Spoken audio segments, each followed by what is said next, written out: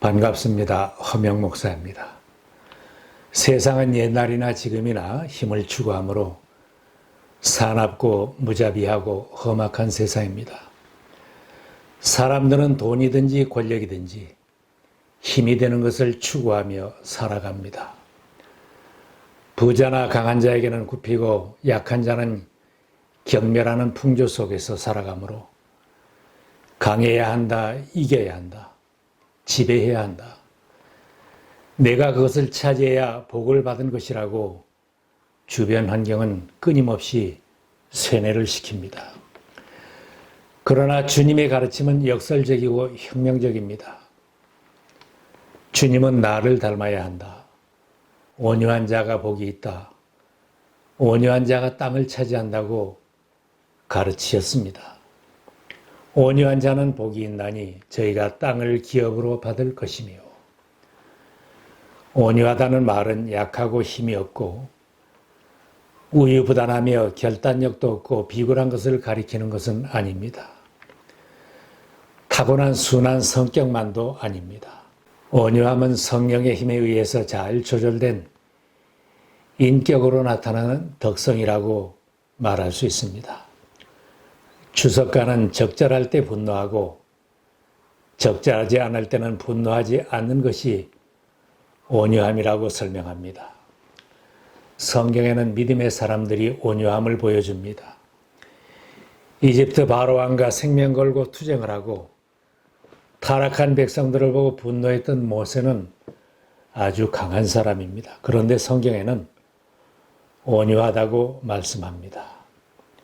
이 사람 모세는 온유함이 지면의 모든 사람보다 더하더라.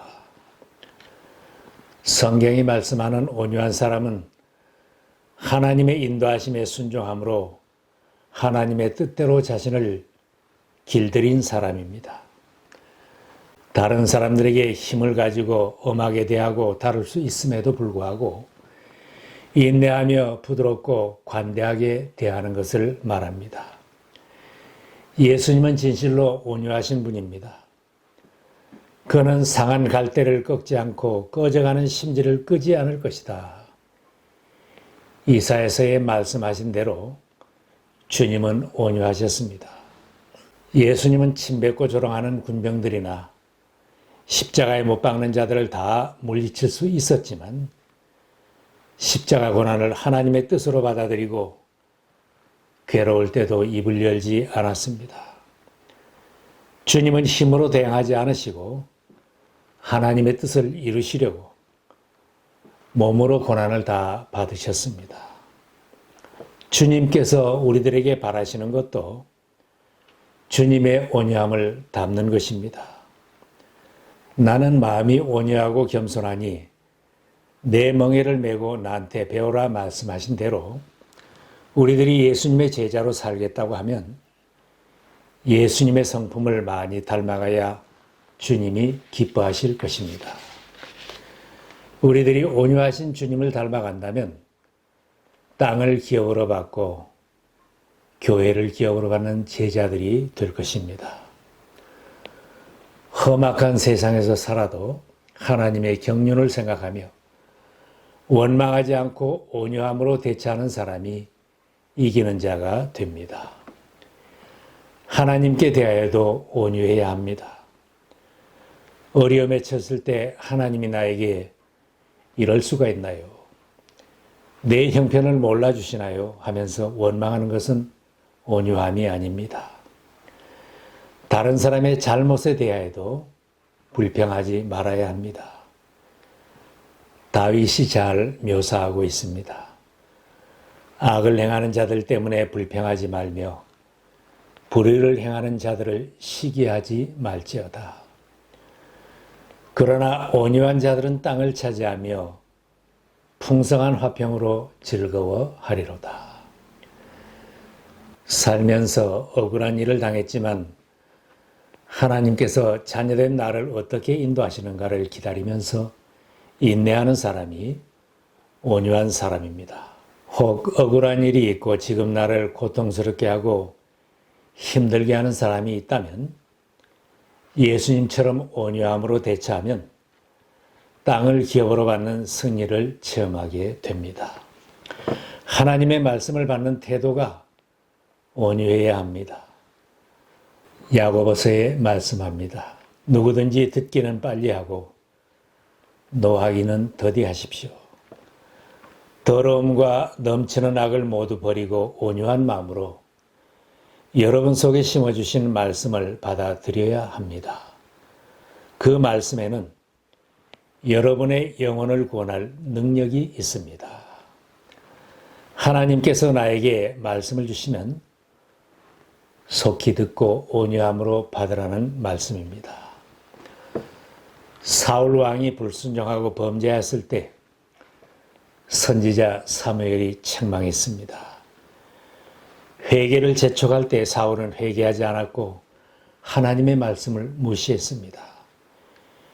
이로 인하여 하나님은 사울 왕을 버리셨습니다. 그러나 다윗 왕은 선지자 나단이 다윗의 범죄를 지적했을 때 그는 왕좌에서 내려와서 회개했습니다. 내가 주님께 죄를 지었습니다. 하나님의 말씀을 온유함으로 받고 회개한 다윗을 하나님께서 용서하시고 이스라엘 백성들과 왕국을 맡겨주셨습니다.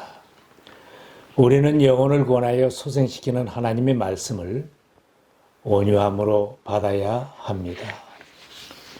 성경을 읽다가 회개를 촉구하는 말씀을 받으면 아멘으로 순종하면 복이 됩니다. 설교 말씀도 나에게 주시는 말씀으로 받고 적용하면서 살면 복된 삶이 되는 것입니다. 생명을 살리는 주님의 제자로 살려면 범죄한 사람에게도 온유해야 합니다. 예수님은 세리와 죄인시하는 자들을 다 초청하시어 공동체로 들어오게 하셨습니다. 사실 교회는 병자들이 모인 병원과도 같고 교정에 필요한 죄인들이 모인 곳과도 같습니다. 내가 의인인 채 하면 온유할 수 없습니다. 혹 우리 주변에 실수한 사람, 믿음이 어린 사람이나 범죄한 사람이 있다면 갈라디아서의 말씀처럼 온유한 마음으로 바로잡아주고 회복시켜 주어야 합니다. 형제 자매 여러분, 어떤 사람이 어떤 죄에 빠진 일이 드러나면 성령의 인도하심을 따라 사는 사람인 여러분은 온유한 마음으로 그런 사람을 바로잡아주고 세상은 치부를 더 들추고 돌을 던지고 매장시킨다고 소리치지만 주님은 우리들에게 온유하기를 바라십니다. 제자된 우리들은 모든 사람들에게 온유할 수 있어야 영혼을 구원하여 제자로 세울 수 있습니다. 가정이 화목하고 교회가 화평하려면 온유해야 합니다. 우리의 눈과 말과 행동이 온유하면 주변 사람들이 다 좋아합니다. 그러나 온유하지 못하면 사람들은 나를 피해갑니다. 아내에게 온유하고 남편에게 온유하고 자녀들에게도 온유해야 합니다. 교회에서도 온유하지 못하면 큰 상처가 생기고 불화가 생겨납니다. 아무리 상대방이 잘못하고 내가 옳아도 화내지 말고 분노하지 말아야 하나가 될 수 있습니다. 분노하는 것은 가족에게나 교인에게나 자신에게 아무런 유익이 없습니다. 해가 지기까지 분을 품고 있지 말아야 합니다. 예배 시간까지 분을 품고 있지 말고 화해해야 합니다. 사도 바울이 하나가 되는 원리를 가르칩니다. 여러분은 부르심을 받았으니 그 부르심에 합당하게 살아가십시오. 겸손함과 온유함으로 깍듯이 대하십시오. 오래 참음으로써 사랑으로 서로 용납하십시오. 나를 반대하는 사람에게도 온유함으로 대해야 합니다. 때로는 내 의견과 다르고 나를 반대하는 사람을 원수처럼 여기고 미워하며 분노하는 마음을 품기 쉽습니다. 온유하면 승리하지만 분노하면 죄짓게 되고 마귀 시험에 내가 넘어지게 됩니다. 분노는 마귀가 만들어 놓은 도화선에 불을 붙이는 것과 같습니다. 분노가 폭발하면 너와 나에게 피해를 주고 소속한 공동체에 엄청난 피해를 가져오게 됩니다. 분노를 억제하고 복수심을 버리고 용서하는 사람, 악을 악으로 갚지 말고 복을 비는 사람이 온유한 사람입니다. 그러면 어떻게 온유함을 실천하며 살 수 있겠습니까? 타고난 성격이 온유하지 못하고 강성이라고 할 분도 있습니다. 과격하고 불의한 것을 보면 참지 못하는 성격도 있습니다. 그런 사람도 성령이 나를 지배하는 하나님의 사람이 되면 온유하게 변할 수 있습니다. 나 자신도 내 성격을 자제하지 못하지만 하나님은 하십니다. 모세나 사도 바울도 과격한 성격의 소유자였지만 하나님께서 이들을 붙잡고 훈련시켜 주시고 성령께서 이들을 지배하게 되니 온유한 사람으로 변하게 된 것입니다. 성령의 9가지 열매 중 하나가 온유함입니다. 어떤 환경에서도 성령께서 나를 지배하고 인도하게 맡겨드리는 신앙인이 되면 강한 사람도 온유한 인격자로 거듭나게 됩니다. 그런 사람을 하나님이 일꾼으로 쓰십니다.